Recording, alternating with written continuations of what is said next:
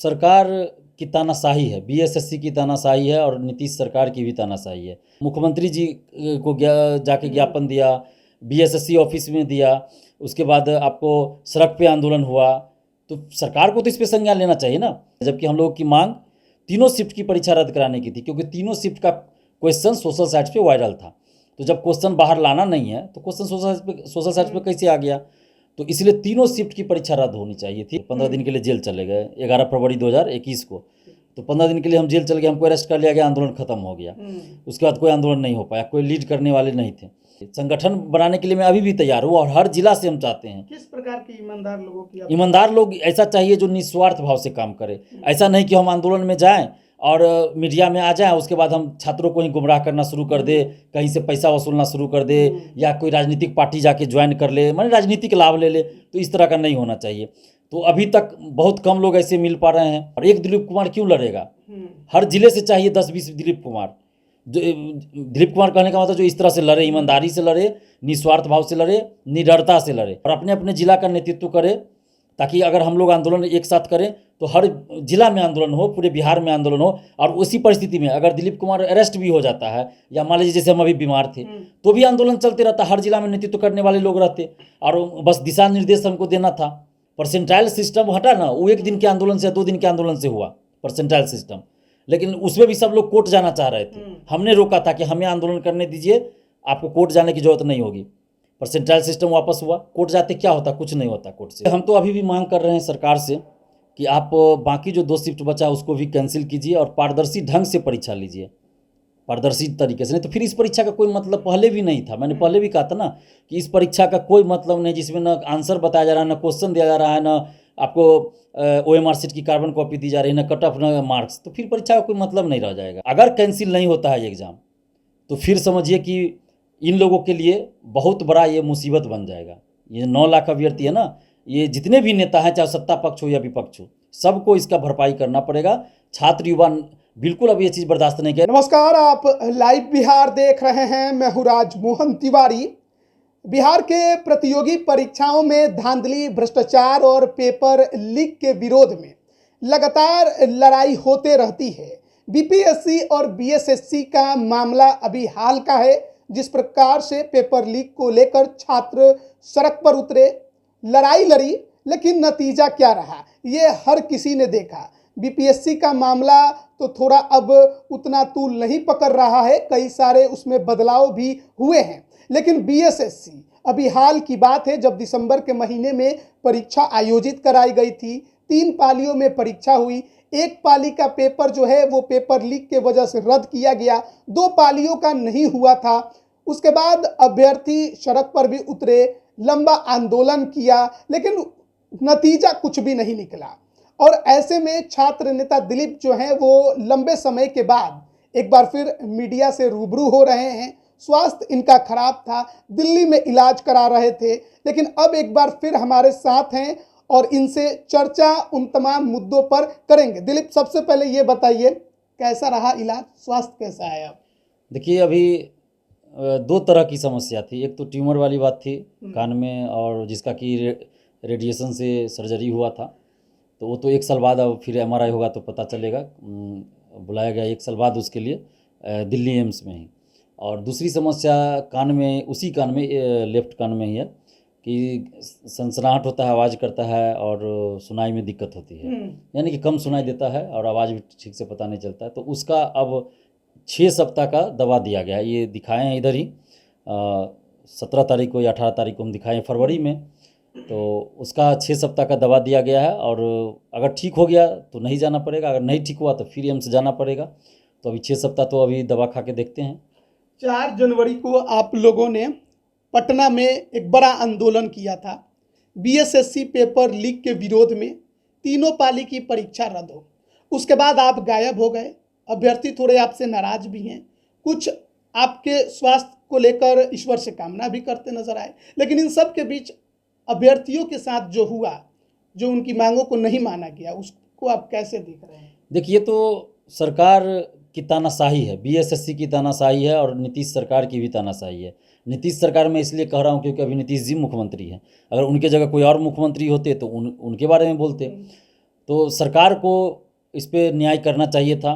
देखिए, लोकतंत्र में क्या किया जा सकता है, सड़क पे आंदोलन ही कर सकते हैं, अपनी मांगों को मीडिया के माध्यम से रख सकते हैं, लिखित रूप में जो संबंधित कार्यालय वहाँ दे सकते हैं। तो हम लोगों ने तो सब कुछ किया, मुख्यमंत्री जी को जाके ज्ञापन दिया, बीएसएससी ऑफिस में दिया, उसके बाद आपको सड़क पे आंदोलन हुआ।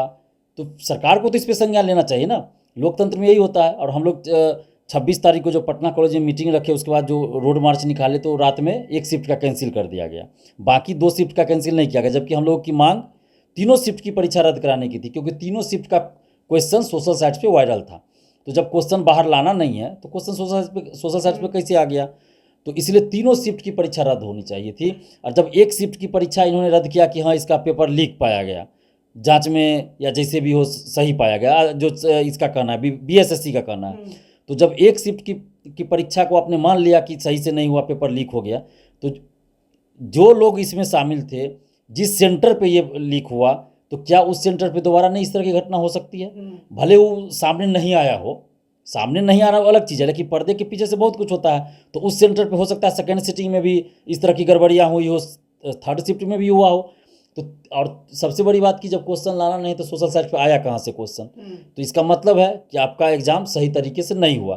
तो तीनों पालियों की परीक्षा रद्द होनी चाहिए थी। अभी भी हम लोग मांग कर रहे हैं सरकार से कि तीनों शिफ्ट की, बाकी जो 2 शिफ्ट बचा उसका भी रद्द कीजिए और पारदर्शी ढंग से परीक्षा लीजिए, जिसमें OMR शीट की कार्बन कॉपी मिले, क्वेश्चन बुकलेट मिले, आंसर की जारी हो, जब रिजल्ट प्रकाशित हो तो कट ऑफ सभी का मार्क्स जारी हो। ऐसा नहीं लगता है कि 4 जनवरी के आंदोलन के बाद अब बहुत देर हो गया ये बात अब कहने के लिए या मांग को उठाने के लिए कि आप कह रहे हैं कि परीक्षा कैंसिल हो, दोबारा से ली जाए? क्योंकि 5 मार्च को तो एक संभावित तारीख है, एक सिटिंग की जो कैंसिल हुई है उसकी तो परीक्षा की निर्धारित हो चुकी है।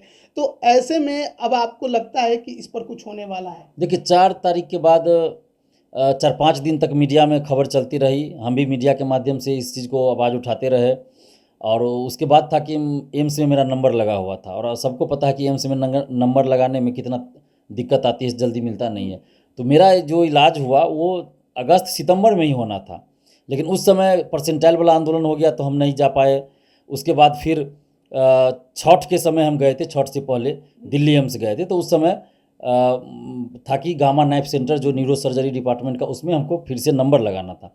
तो हम घर चले आए थे कि फिर से नंबर लगाना है, लेकिन फिर 67वीं का PT रिजल्ट आया, उसमें गड़बड़ी हुआ, तो उसको लेके आंदोलन करने लगे, तो फिर हम नंबर नहीं लगवा पाए। फिर दिसंबर में नंबर लगवाए हम, तो 19 जनवरी का नंबर लगा था, 18 जनवरी को हमको वहाँ उपस्थित होना था, लेकिन उससे पहले दिल्ली जाना तो था ना, तभी तो 18 जनवरी को उपस्थित होंगे। अब चाहिए वहाँ जाने की व्यवस्था चाहिए, तो टिकट का व्यवस्था हम कर रहे थे, तो 13 तारीख का व्यवस्था हो पाया।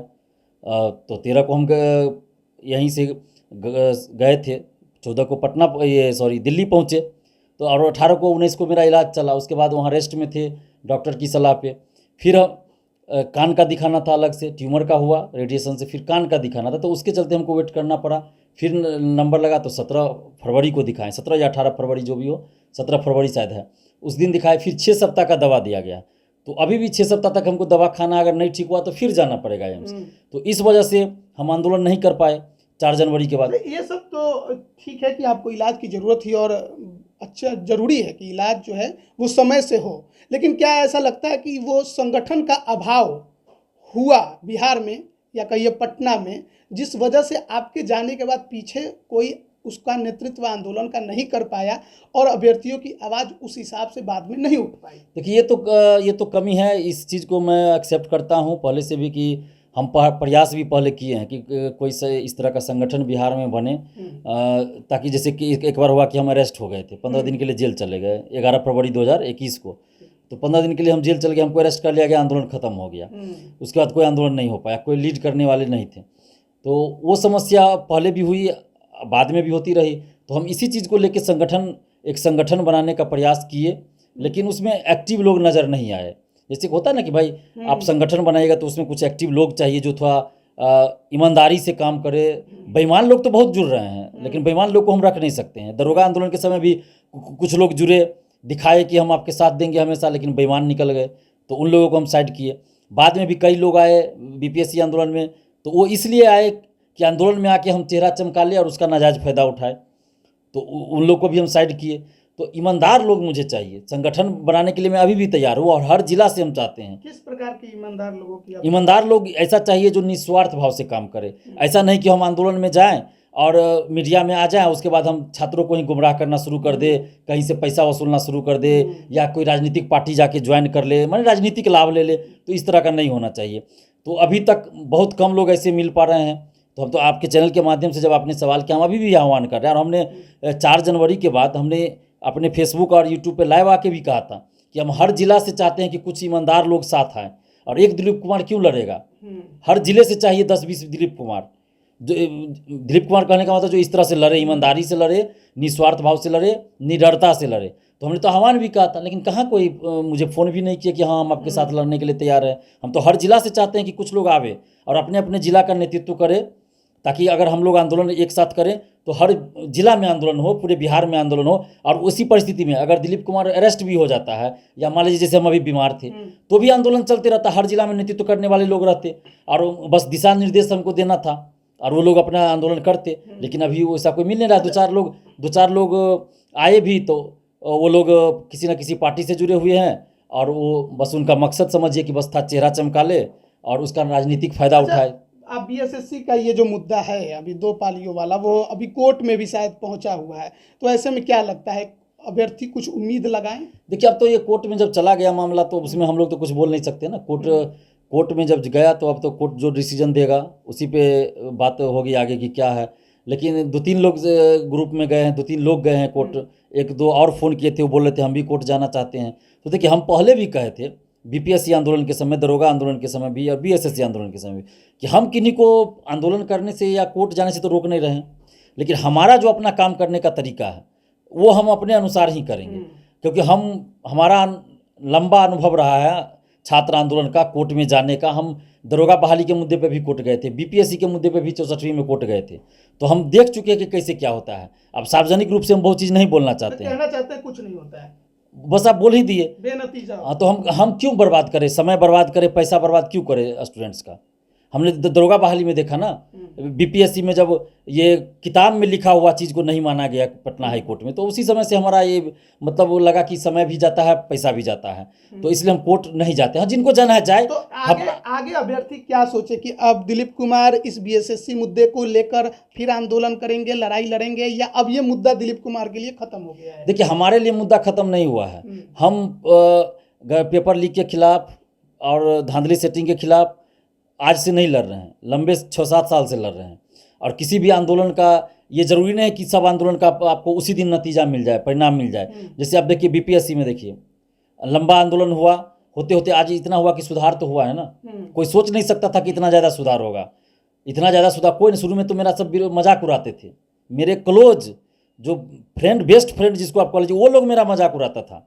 लेकिन आज देखिए, बीपीएससी के आंदोलन से ही हम शुरू किए थे अपना ये आंदोलन करना, 64वीं से। उस समय लोग मेरा मजाक उड़ाते थे, लेकिन मैंने उस समय ठान लिया था मन में कि ये जो क्वेश्चन का आंसर जो गलत दिया जाता है ना, इस चीज़ को हम सुधरवा के रहेंगे, ऐसी व्यवस्था ला कर रहेंगे जिससे कि ये नौबत न आए। भले 67वीं में भी वही हुआ, हम 9 प्रश्नों का उत्तर नहीं सही करवा पाए, एक्स्ट्रा रिजल्ट नहीं दिलवा पाए, हम मानते हैं, लेकिन उसका असर क्या हुआ? अब कम से कम बीपीएससी ने अपना आंसर का स्रोत बताया है, जो कि पहली बार हुआ है। हम चिल्ला चिल्ला कर बीपीएससी ऑफिस के आगे भी एक मांग करते रहे आंदोलन में, चाहे वो 29 नवंबर का हो या 7 दिसंबर का आंदोलन हो या 22 नवंबर हो। हमने चिल्ला चिल्ला कर कहा था कि आप अपना सोर्स बताइए, बीपीएससी अपना सोर्स बताए। आज देखिए, प्रोविजनल आंसर की दिया है बीपीएससी ने, तो अपना सोर्स बताया ना। तो ये एक दिन के आंदोलन से नहीं हो गया है। परसेंटाइल सिस्टम हटा ना, वो 1 दिन के आंदोलन से, 2 दिन के आंदोलन से हुआ परसेंटाइल सिस्टम। लेकिन उसमें भी सब लोग कोर्ट जाना चाह रहे थे, हमने रोका था कि हमें आंदोलन करने दीजिए, आपको कोर्ट जाने की जरूरत नहीं होगी। परसेंटाइल सिस्टम वापस हुआ, कोर्ट जाते क्या होता? कुछ नहीं होता कोर्ट से परसेंटाइल सिस्टम पे। उसके बाद देखिए, अब बीपीएससी में सुधार हुआ, मेंस में सुधार हुआ, सिलेबस में चेंजिंग लाया गया, और उसके बाद पीटी में भी सुधार हुआ। क्वेश्चन का लेवल देखिए, अब एक अधिकारी की नियुक्ति करना, उस तरह का क्वेश्चन पूछा गया। और उसके बाद आपको ई ऑप्शन में 2 ऑप्शन पहले था, इनमें से एक से ज़्यादा था, इनमें से कोई नहीं, तो दोनों विरोधाभासी था। तो इसलिए ई ऑप्शन हटाने की मांग हम लोग कर रहे थे। लेकिन अब ई ऑप्शन में 2 ऑप्शन था, दोनों को अलग अलग कर दिया। तो कुछ तो किया गया है, आगे फिर इस मुद्दे पे सजेशन भी लिया जाएगा बीपीएससी के द्वारा स्टूडेंट से, तो ये तो अच्छा कदम होता है। ये सब तो सिर्फ आंदोलन की वजह से हुआ है। लेकिन सवाल फिर वहीं पर जाकर अटक जाता है बीएसएससी पर। बीएसएससी में आप लोग जो भी मांग कर रहे हैं अब तक कुछ भी पूरा नहीं हुआ है। आगे 5 मार्च को परीक्षा जो रद्द हुई थी उसकी संभावित तारीख है, निर्धारित है परीक्षा। ऐसे में आगे आप क्या कहेंगे इस पर, एक जो परीक्षा हो रही है और जो 2 पालियों की परीक्षा नहीं हो रही है? देखिए, हम तो अभी भी मांग कर रहे हैं सरकार से कि आप बाकी जो 2 शिफ्ट बचा उसको भी कैंसिल कीजिए और पारदर्शी ढंग से परीक्षा लीजिए, पारदर्शी तरीके से। नहीं तो फिर इस परीक्षा का कोई मतलब पहले भी नहीं था। मैंने पहले भी कहा था ना कि इस परीक्षा का कोई मतलब नहीं, जिसमें ना आंसर बताया जा रहा है, ना क्वेश्चन दिया जा रहा है, ना आपको OMR शीट की कार्बन कॉपी दी जा रही है, ना कट ऑफ, ना मार्क्स। तो फिर परीक्षा का कोई मतलब नहीं रह जाएगा। आप 10 बार भी एग्जाम लीजिए, कोई मतलब नहीं रहेगा जब तक कि पारदर्शिता नहीं लाइएगा। जिस तरह बीपीएससी में पारदर्शिता लाई गई उस तरह से पारदर्शिता लाई जाए। और दूसरी बात, अगर सरकार ने इस चीज़ को नहीं माना है अभी तक, आगे भी अगर नहीं माने, थोड़ा सद्बुद्धि दे दे सरकार को कि मान ले बात 9 लाख अभ्यर्थी और उनके परिवार वालों की, अगर कैंसिल नहीं होता है ये एग्ज़ाम तो फिर समझिए कि इन लोगों के लिए बहुत बड़ा ये मुसीबत बन जाएगा। ये 9 लाख अभ्यर्थी है ना, ये जितने भी नेता हैं, चाहे सत्ता पक्ष हो या विपक्ष हो, सबको इसका भरपाई करना पड़ेगा। छात्र युवा बिल्कुल अब ये चीज़ बर्दाश्त नहीं करेगा। खास के जो सरकार में उन पे तो ज़्यादा जिम्मेदारी बनती है ना, क्योंकि लागू सरकार को करना है। देखिए, हमने आंदोलन किया, जहाँ तक हम सक्षम थे हमने आंदोलन किया, इलाज कराने फिर चले गए। हम बीएसएससी के चेयरमैन नहीं हैं, हम बिहार के मुख्यमंत्री नहीं हैं कि हम इस चीज़ को लागू कर देंगे। हम मांग कर सकते हैं, लागू करना सरकार का काम था, आयोग का काम था। अब सरकार ने नहीं माना तो इसमें मैं क्या कर सकता था? मैं तो जितना हो सका लड़ा, अभी भी आवाज़ उठा रहा हूँ। 9 प्रश्नों की जो बात थी बीपीएससी में, उसे मुख्यमंत्री आवास के बाहर भी हम लोग धरना दिए, मुख्य सचिव ने आश्वासन भी दिया, फिर भी 9 प्रश्नों का उत्तर नहीं बदला गया या एक्स्ट्रा रिजल्ट नहीं दिया गया। तो सरकार की गलती है कि आप युवाओं को ठग रहे हैं। तो अब जो ठगने का काम जो सरकार कर रही है और जितने नेता लोग कर रहे हैं, तो इसका जवाब अब युवा भी देंगे। इसलिए अभी भी हम आग्रह कर रहे हैं, अपील कर रहे हैं कि कम से कम आप अभी भी जग जाइए और युवाओं के साथ न्याय कीजिए और बाकी जो 2 शिफ्ट है उसको भी कैंसिल कीजिए और परीक्षा पारदर्शी ढंग से लीजिए, चाहे वो सचिवालय हो या दरोगा हो या सिपाही हो और चाहे शिक्षक बहाली हो, सब आप पारदर्शी ढंग से लीजिए। बहुत बहुत धन्यवाद दिलीप। तो हमारे साथ छात्र नेता दिलीप जुड़े हुए थे।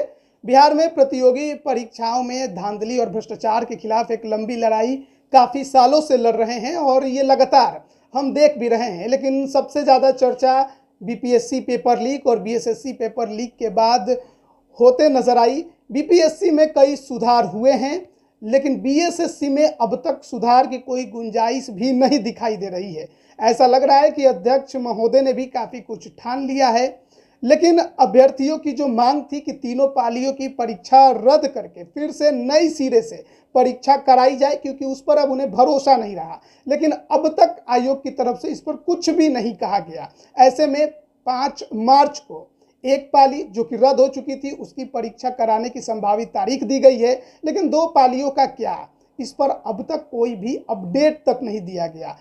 कई जवाब जो है अभ्यर्थियों से आयोग ने लिए थे, सबूत तक मांगे थे, लेकिन उन सब का क्या हुआ ये भी समझ से परे है। बने रहिए लाइव बिहार के साथ। आप सभी का बहुत बहुत धन्यवाद। लाइव बिहार यूट्यूब पर सब्सक्राइब और फेसबुक पर लाइक जरूर करें।